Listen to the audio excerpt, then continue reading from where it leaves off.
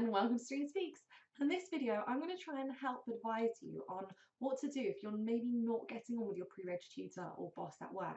Now, that's a very delicate relationship, particularly because your pre-reg tutor is the one that's going to sign you off. But ultimately, you don't want to suck up to them. You want to be open and honest with them. And if you are having quite a difficult relationship at the moment, I think first and foremost, being able to address that is a start.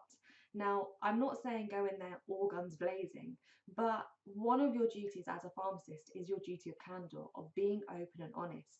And as I said, relationships like these are very, very delicate. So you do need to approach them in a particularly delicate kind of way. Now, what I've had a lot of people say to me, which I find really quite sad, is that they find that their tutor is either patronising them or talking down to them or saying to them that, oh, you should know the answer to this whenever they ask a question.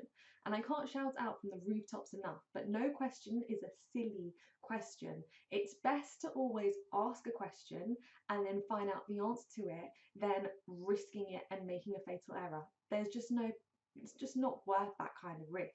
So if you do have a question that you need an answer to, do ask it. And even if you do feel in yourself like, oh, I do feel a bit daft for asking this question, like I said, it's always best to play it safe.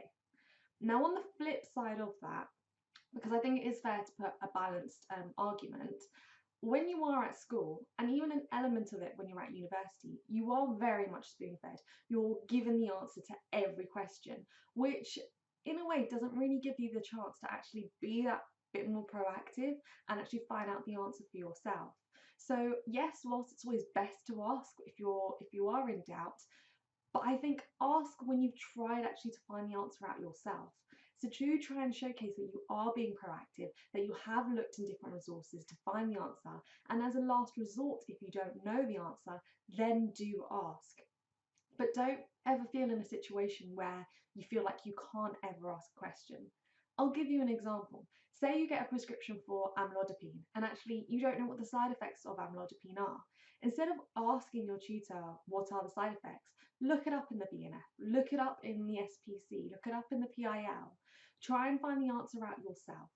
If for whatever reason, after using those resources, it hasn't helped you come to a determined answer, hasn't helped you answering the question that you do have, then go to your dispensers, to your tutor, whoever it may be, to then try and find that concrete answer.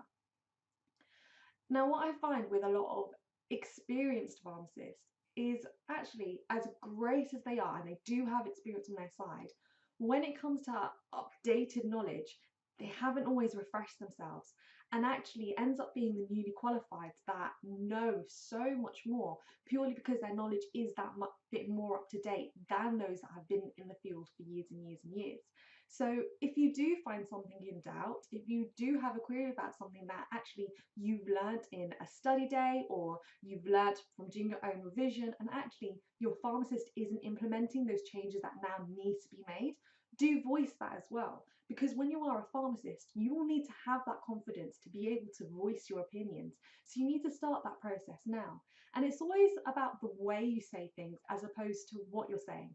I mean, a part of it is what you're saying as well, but it's the way you go about it. So actually, let's go back to our amlodipine example. Say you go to your tutor and you say, look, tutor, I really wanted to find out what the side effects of amlodipine were. I looked it up in the BNF, I've checked the SPC and I've checked the PIL, but actually I'm still not quite sure whereabouts I can find the best answer to this question. Do you mind helping me in finding out this answer? That way you've now asked them to help you find a way, as opposed to asking them, what is the answer? And tutors tend to respond to that a lot better because you're asking for their help in a way to get to the answer as opposed to actually giving you the answer on a plate there in front of you. But I'd say if you do have a damaged relationship with them, or you do feel that actually they aren't talking to you in the way that you feel is respectful, or they're patronising you, then I think you do need to voice those things. And it can be really, really awkward in doing so, but if you don't tell them, things aren't ever going to change. And you can't expect them to just magically change one day. You have to voice it. You do have to bring it up to them. It's a balanced pre-reg year. or any job that you're in really, about your tutor's expectations of you and your expectations of them. Now, there's no concrete guidelines on or guidance on how much support and advice your tutor should be giving you, but the way that I see it is, once upon a time, your tutor was a student themselves. They would have needed that support and guidance to get to where they are. So, in the same respect, they should be giving you that same respect and guidance that they had to then help you to progress. And that's the way that I see it. Now, with your pharmacy, with your pre-reg year, you do have to sign off and do competencies. But again, there's no guidance or concrete information out there saying you have to do this much this many competencies, and they have to be laid out or written in this particular way. That is specifically to how your tutor wants you to do those competencies. If they even want you to do competencies, like write out competencies. And again, that's a conversation in what style they'll want you to do that. So it may be, for example, in a CPD type format. It may be a written account. There's various ways that you can do competencies. Sometimes it's actually attending an external workshop, for example. Say, for example, your first aid. If you're studying in England, Wales, or Scotland for your pre-reg year, you have to do a first aid course. So actually the certificate that you get at the end of your first aid course, that can be considered as a competency, or evidence of your competency, I should say. So the way in which your tutor wants you to do your evidences, like I said, is very specific to the conversation that you have with them. You might have a peer that's actually not having to do many evidences. You may have someone else who's having to do 10 evidences a week. But I guess the beauty and the benefit of evidences is that actually you then have a portfolio that you can show to your pre-reg tutor when it is your 13-week review or your 26-week review or whatever review it is. You can actually say, look, I've written out this, and that competencies, this, and that evidences on these different competencies. Here, you can now sign me off. And it's showing them that concrete evidence that you do have there. The other benefit of it is, when you're a pharmacist, you will have to do CPDs. So actually getting into practice of it now is only going to be a good thing. But at the same time, you shouldn't be spending all your time writing up evidences for competencies. At the end of the day, you have a massive year in front of you. You have so much revision to do. So if it's getting in the way, writing this many evidences, again, voice it to your tutor. Say to them, okay, I understand that you want me to write 10 evidences a week, but actually I have all this additional BNF reading or MEP reading or whatever reading it is that you have to do, whatever revision that you're doing at that point, calculations, for example. I do have that I need to do, that I've given myself in my revision plan for this week to do. Is it okay that maybe for this week I do 5 evidences instead? And see what they say. At the end of the day, unless you speak about these things, unless you voice your concerns and your opinions, like I said, things aren't going to change.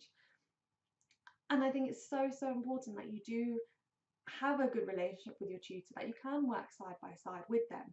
Like I said, in the real world, you are going to find people that you don't work well with, that you don't get on well with, but that is okay. You don't need to be best buddies with them. You just need a good working relationship, and sometimes being civil is the best way to get through a day with someone that you don't particularly get on very well with. But when that is your tutor and when that is your boss, for example, or that is your manager, you do need to voice those things. But like I said, don't go in all guns blazing saying, you're not doing this and you're not doing that and you're making me feel like this. Concisely put down what it is that you want to say. You might find it very helpful actually to have it all written down. And when you do voice those concerns to your manager, it might be worth actually having another witness there, another dispenser or ACT, someone who's unbiased. So at least they can then witness the conversation between the two of you. So later on, things won't get twisted or reworded in a particular way. You have that unbiased person there who can act as a mediator in many ways. So bottom line is, if you're not getting on with your manager, as hard and as difficult those conversations may be, they will be worth having. And please don't let anyone ever feel like you're asking a silly question. And if it does get to the point where your tutor does make you feel like that and you've had a conversation with them and nothing has changed, then it may be worth, in those situations, potentially escalating it or asking your dispensers or ACTs or even me, whoever it may, or even your peers, whoever it may be worth asking someone else those questions instead. But like I said, it does sadden me to hear of actually quite a few cases of a few of you feeling like you're not getting that support from your tutors that you do need. But if you don't voice it, they're not going to know. So on a personal note, I've been very fortunate that the managers and my tutor that I've had in the past, I get on really well with them, even to this date. But don't get me wrong, I've worked with other team members, other dispensers, who I haven't particularly gelled with very well. But that's okay, that's a part of life. It's about being able to separate your personal differences from your professional duty. And at the end of the day, you all have a common goal when you're working in the pharmacy, which is the patient. The patient should always be at the heart of what you're doing, their benefit and the duty of care that you have towards them. So don't ever let the conflicts or the differences that you have in the team ever affect that. But as I said before, unless you voice it in a calm and concise, professional way, unless you voice it, things won't change. So I hope you found this video useful, and if you did, why not give it a like, share, subscribe. Do also visit my Facebook, Instagram and Twitter. And until then, good luck with your revision, good luck with those conversations, and happy risings.